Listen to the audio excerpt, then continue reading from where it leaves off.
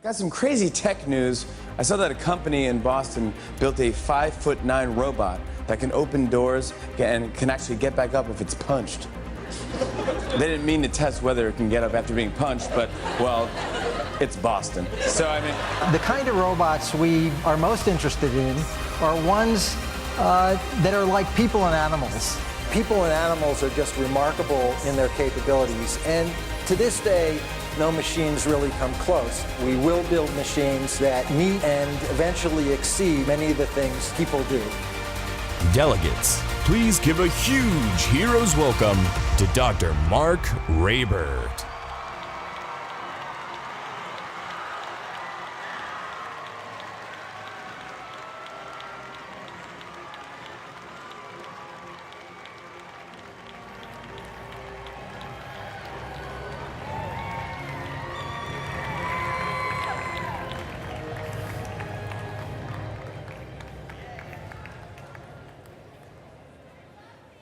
I love building things.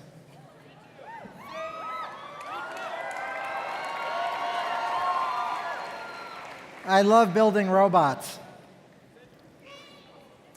I think one of the things the previous speakers haven't said exactly is, do what you love.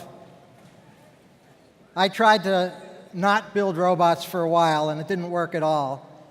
I was kind of on the wagon, and when I fell off and started building them again, things got a lot better.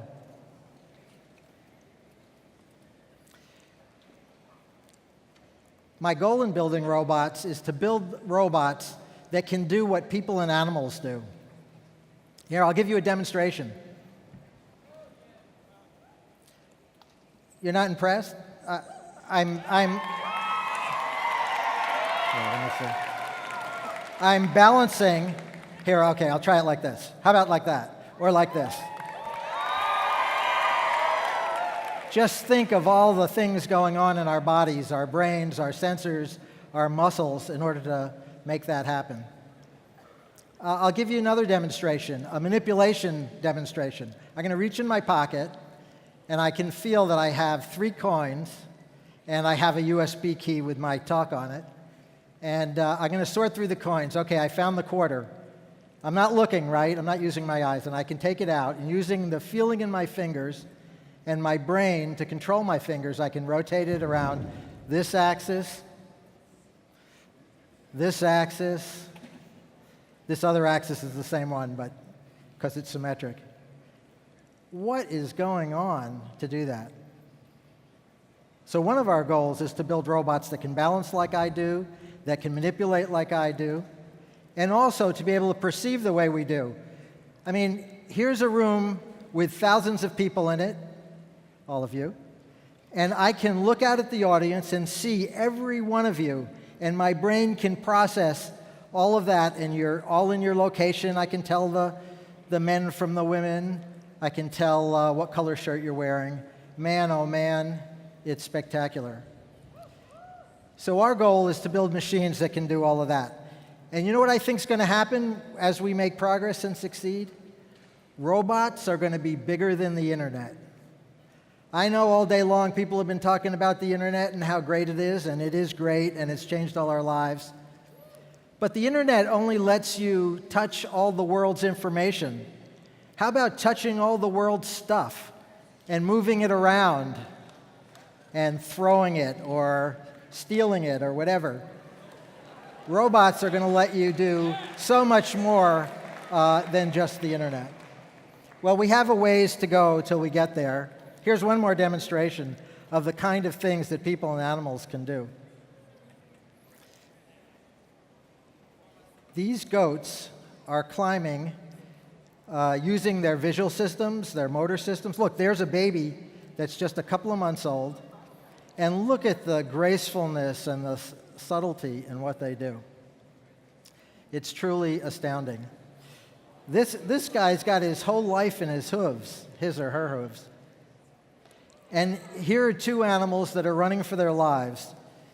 That cheetah is trying to get a meal so it can stay alive for the next week, and that Thompson's gazelle is trying to stay alive for the next 15 minutes. And look, these are things that you all can do. In fact, I assume you were all out this morning climbing the buildings in Lowell to get a little exercise. That's what I was doing.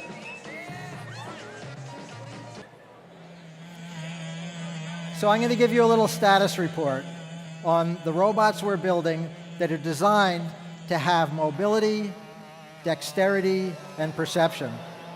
This is a robot that we built about 10 years ago, Big Dog, that is demonstrating what dynamic balance is like.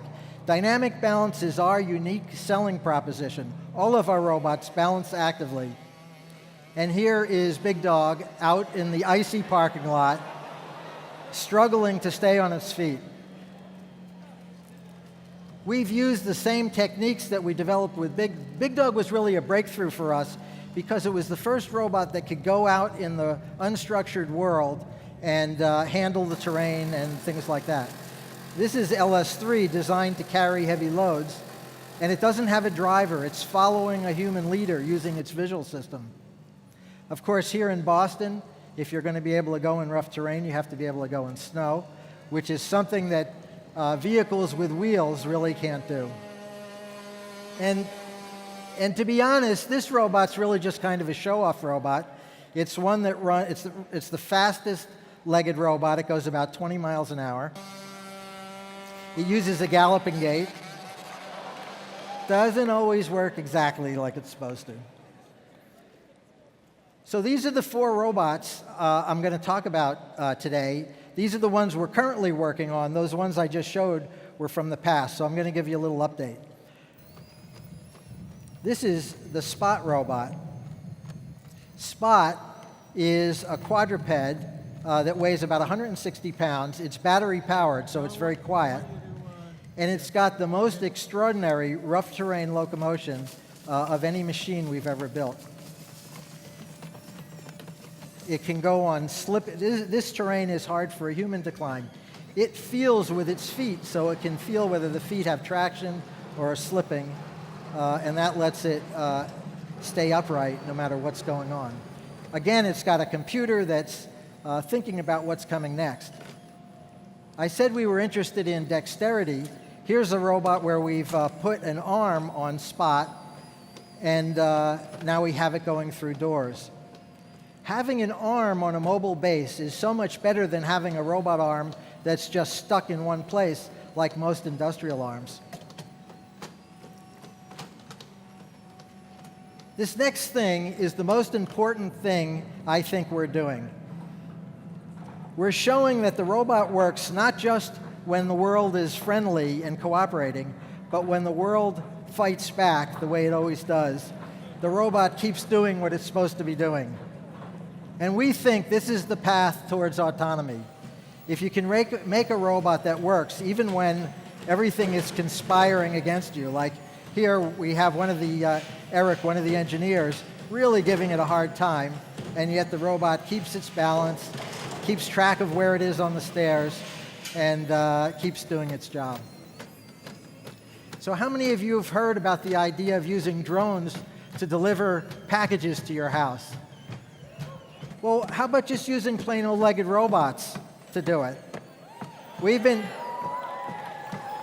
experimenting with that idea, and here Spot is going to our employees' houses in the Boston area to see how good it can do on different kinds of stairways, different kinds of doorways, and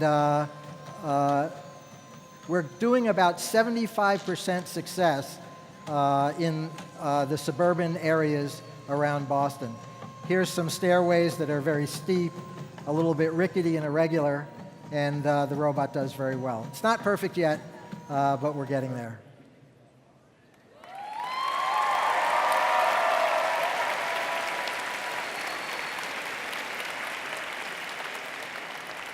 So I wanted to make just a couple of points about how our robots work. You know, a lot of people think that to do robot engineering and science, you have to write lots of complicated equations, and you have to be a real math jock, and that kind of thing. And those things are useful and can help, but it's also true that there are some very simple ideas that anyone can understand, that can be at the core of making the next greatest robot or engineering solution. And I've just shown a small set of the kinds of ideas that have a role in our robots. The first one is a rolling egg. A rolling egg speeds up and slows down as the center of mass goes up and down, and energy goes back and forth between kinetic energy and potential energy. The second picture shows a bouncing ball, which is just like a human running when you use the elastic structures in your legs to rebound your body off the ground, and so some of your energy is recycled.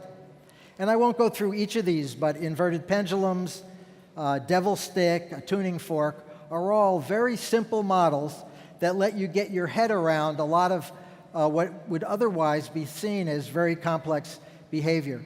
So I encourage you not to immediately go to putting the problem into a computer that's going to crank away on it. Use your own brain to see if you can come up with some simple understanding of what might be at the heart of the problem you're trying to solve. Another thing we do with mixed success is let biology inspire our designs. The good things about biology, like I described at the beginning, is that biological systems balance themselves, they're dynamic, they use lots of compliant structures and perception, and these are all things we can use, both data from animals, but just the idea of the problems they solve, in order to help us design robots that work better. On the other hand, at the bottom of the slide, I showed some of the things that go on in nature that are very hard for us to do today. The most important one is managing complexity. Bob Metcalfe talked about using the black box as a way to take very complex systems and break them down into pieces that are simpler. Somehow, biology is able to manage thousands of billions of neurons, thousands of muscle fibers, lots and lots of degrees of freedom, and it keep things from getting out of control. But in robots, we usually have to keep them simpler, and a big part of our job is to impose simplicity on our designs. Another part of our philosophy at Boston Dynamics is called build it, break it, fix it. The basic idea is that you shouldn't spend all your time trying to come up with a perfect solution, and then once it's perfect, build the perfect machine, and then show that it works. You should, as quickly as possible, get a prototype out into the world and see what works and what doesn't work. And this is what build it, break it, fix it looks like at a company like Boston Dynamics.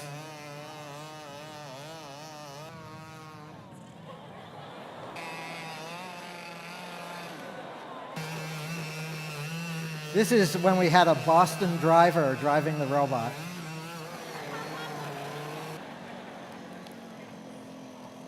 Now, we always tell people that we don't give our robots emotions, but it really looks to me like this robot just fell in love with that tree. It's trying to tear its eyes away from it, but no luck.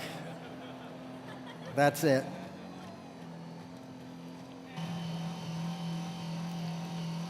This is the very first time we tested this robot for its balance. That's the new guy's car. You can't hear on the soundtrack. Did someone hear what he said? He said, "That's the new guy's car,"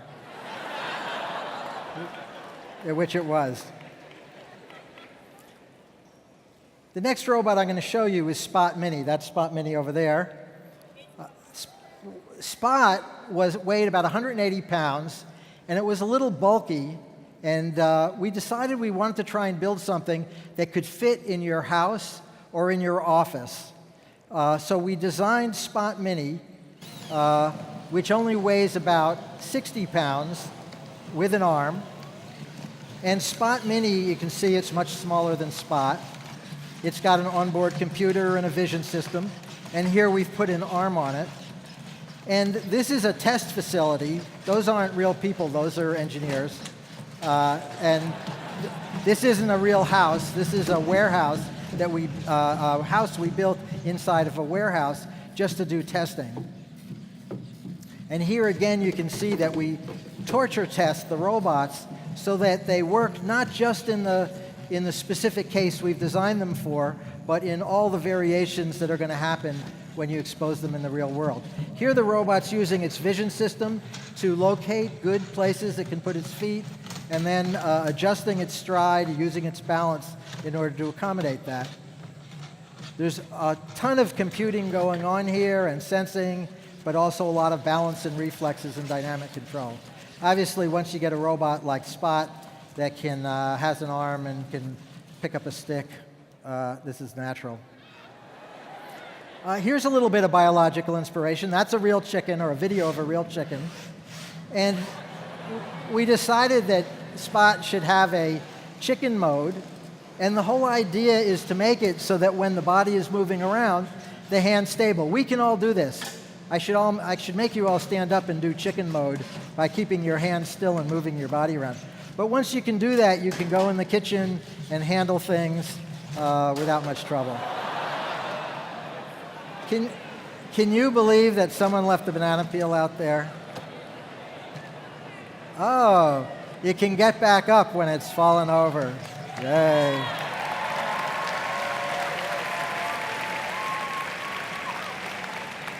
Now, Spot Mini's trying to do the door just like its bigger sibling did, and it actually makes it there. This is a real fire door that's heavy. You have to apply a lot of forces on it, and it's just barely strong enough. And here's an example of when it's not quite strong enough.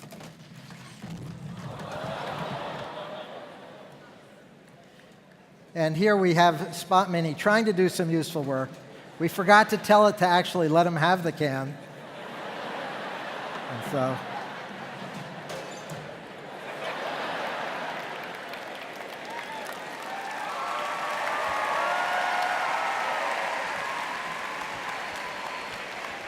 so this is Seth Davis. He's our chief robot wrangler, and he's going to do a Spot Mini demo. I don't know where I'm supposed to be. I'll go over here with you. This is obviously a four-legged robot, and it's got a computer. It's actually got several computers on board. It's got a big battery. That's what that black thing is on its back. And here it's using its control system to do a bunch of different walking gaits and to switch between them. Here it's walking. Here it's pacing. Any of you who ride horses may know what those are. Here it's trotting. You want to do... One of the cool things about legged robots is they're omnidirectional. So the robot can go sideways. It can turn in place. And it can also adjust the posture of its body, which is really useful in order to help make the arm do a lot of behavior while it's still a very simple arm. Spot Mini is a little bit of a show-off. It can use a running gait. That's what we call a jog. But it can also do this other thing, a hopping gait.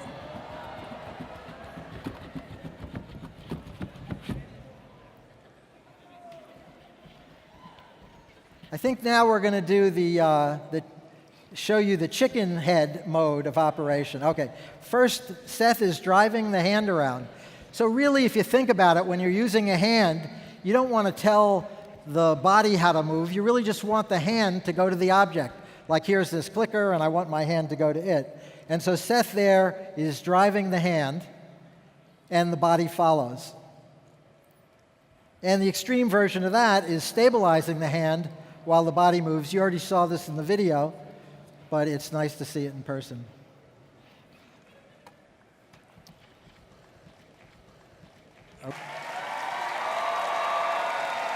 Is it that? These are a pair of stereo cameras that look right in front of the robot so it can see the terrain it's walking on.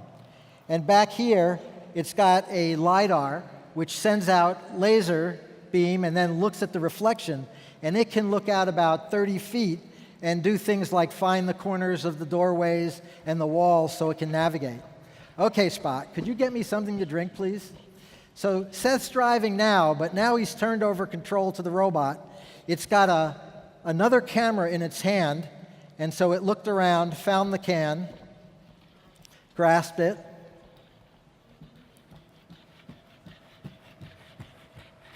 and then give it to me. Thank you, Spot.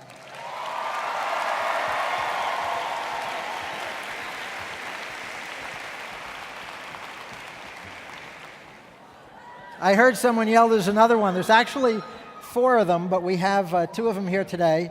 Here's Kim. Kim is an electrical engineer who helps design Spot Mini and our other robots. But today we've dragooned her into being robot operator. And I guess in the theme of showing magic acts, we're going to do a 3-cup Monty with 2 hands, 1 hand on one robot and 1 on the other. There's another computer backstage which is telling all the robots what to do. And they just turned it on. The robots are looking around for the cans. And now they're each going to take cans from their end of the table and put them down at the other end of the table. So the robot that's closest to me is taking them from its right and putting them on the left. And the robot that's far from me is taking it from my left and putting them on my right. And again, they're using vision to see the cans.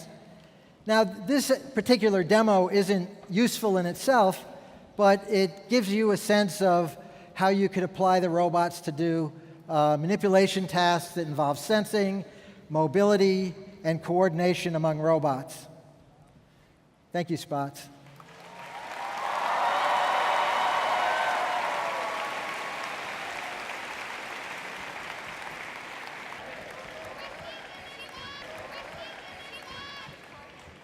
So I'd like to switch gears and talk about humanoid robots for a couple of minutes.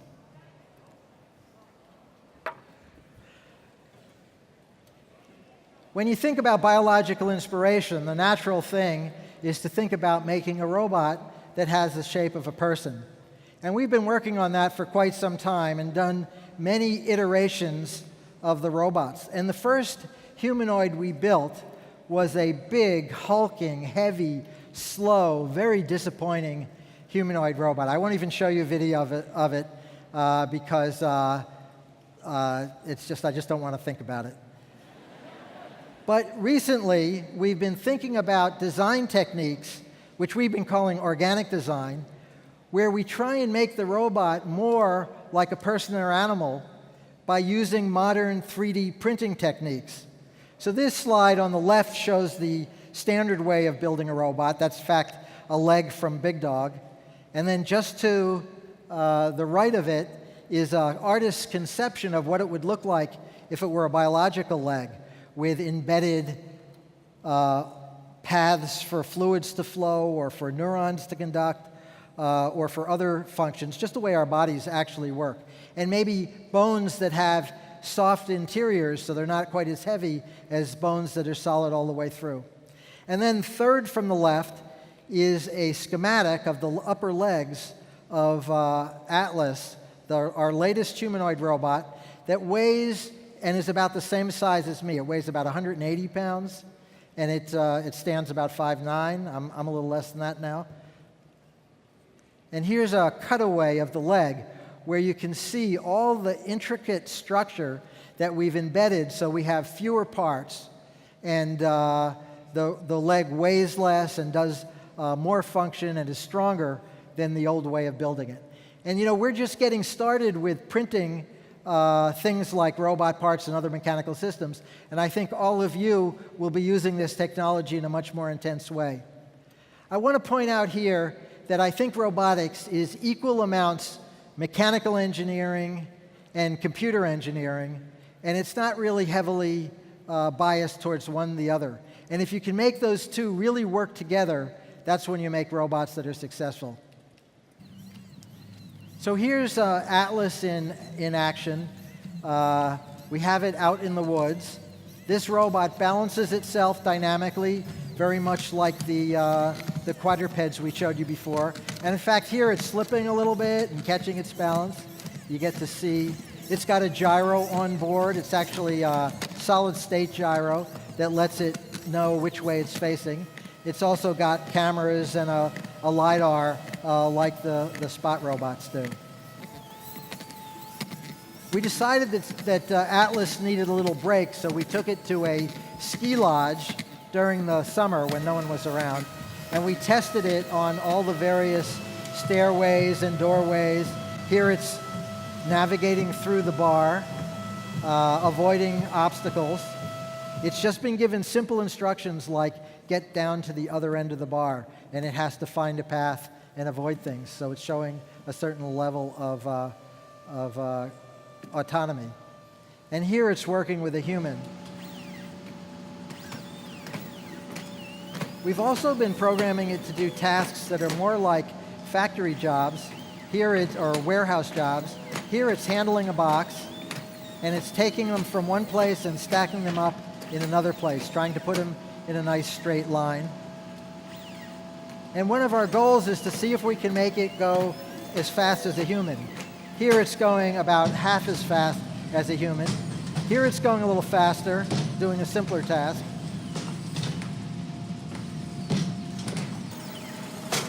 And here we have two of them.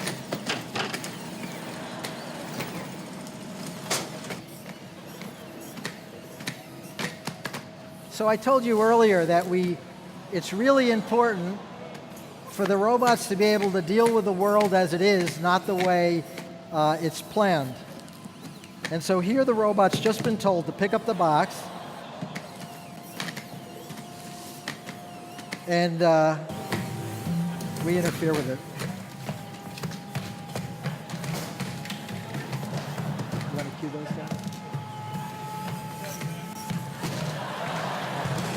And of course,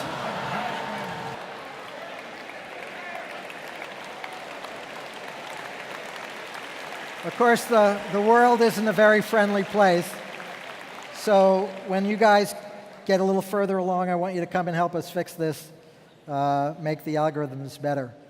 So I told you before that we'd been using advanced techniques to make Atlas smaller, and now we've undertaken to take its power supply and shrink it down further by embedding all the components one inside the other. And so we've gone from that power supply shown on the left, which weighs about 15 kilograms, and shrunk it down to one that's 5 kilograms. And it's let us take Atlas's size from 190 pounds, which I showed you in the video, to 165 pounds. Now, this version of Atlas hasn't been seen in public. We've shown, actually, I don't even think we've shown video of it. So this audience is the first one to see the new 165-pound Atlas.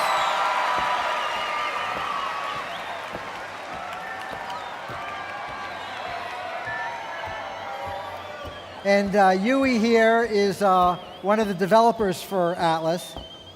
You can see he's a little bit shorter than me. I like that. He's also a little bit lighter than me. I don't like that. And this is battery powered, but hydraulically actuated. It's got that power supply, as in the slide, right in here in its midsection. There's no flux capacitor on this model. People know what a flux capacitor is? Iron Man? Okay. It has a set of cameras over here. I don't think it's using them now, and it's got a LiDAR here. What are we doing next? Are we going to, what? No, you should go ahead. What? No. So we're going to do a demo. It's just going to pick it up, right? Where it's using its vision system to see the markers on this box, and it'll pick it up. It hasn't seen it yet. I think Yui's got to drive it a little closer.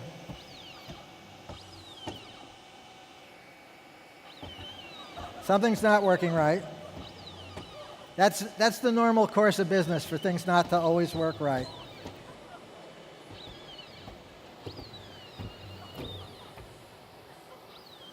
There we go.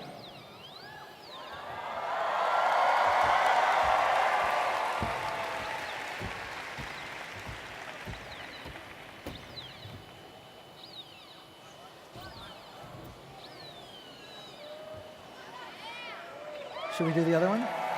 I'll point out a few things. So this robot has these special printed legs that have all the actuators and the valves internal. It's got that special hydraulic power unit in here. As I said before, it's got a set of cameras that it uses to find the box, and it can also do terrain. It's got a LiDAR that we're not using today, and it's got computers. There's a lot of computers and battery and other stuff in the robot. A lot of technology here, and we have a great team who's developed it. So I think we have one more demo.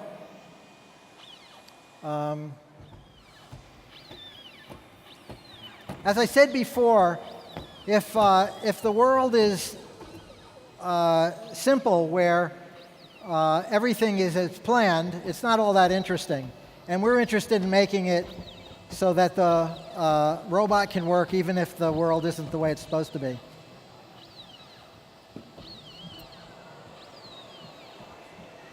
So this robot's going to be operating autonomously, and then Seth is driving the other robot.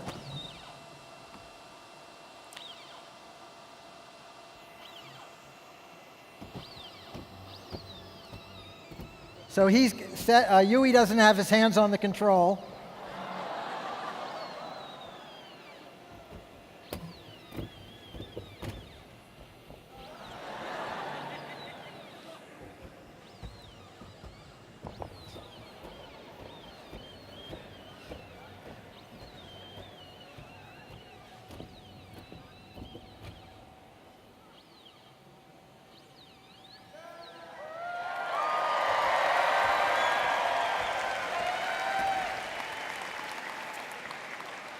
Thank you, Atlas. Thank you, Spot Mini.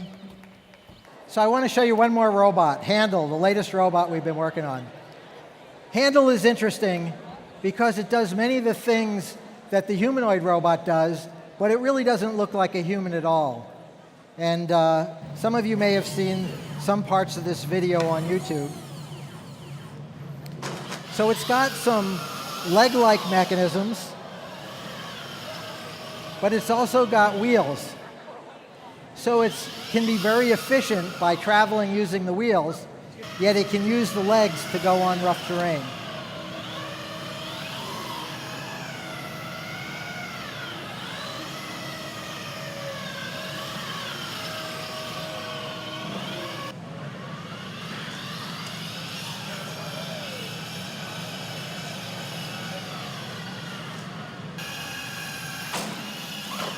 You can see it's not really like a Segway in that the legs are independently suspended.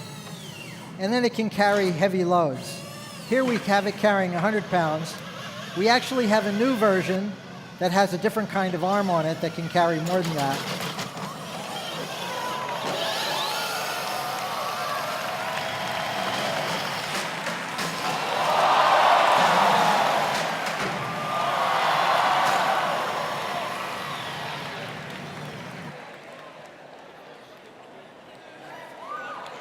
So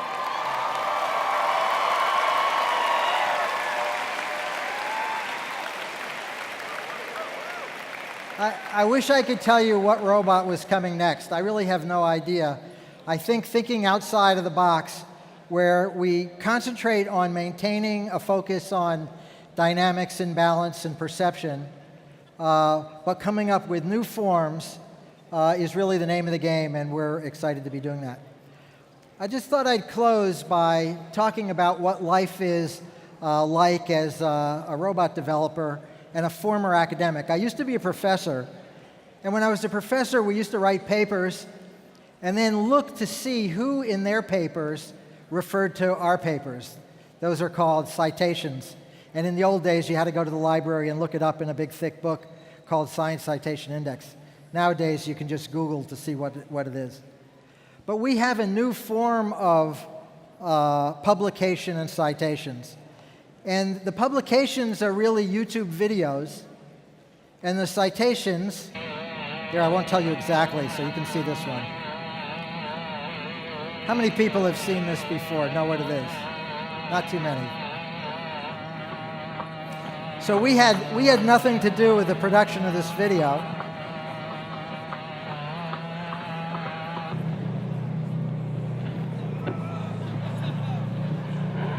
But clearly, this is a citation.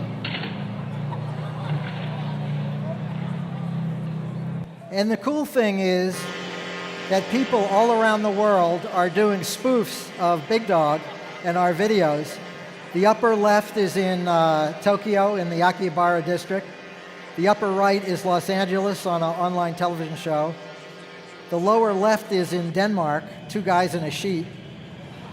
The lower right, I guess, is Appalachia somewhere. It's some poor kid who didn't even have a friend and just had to put some jeans in the box there. But it raises a question. Doesn't Atlas have any fans?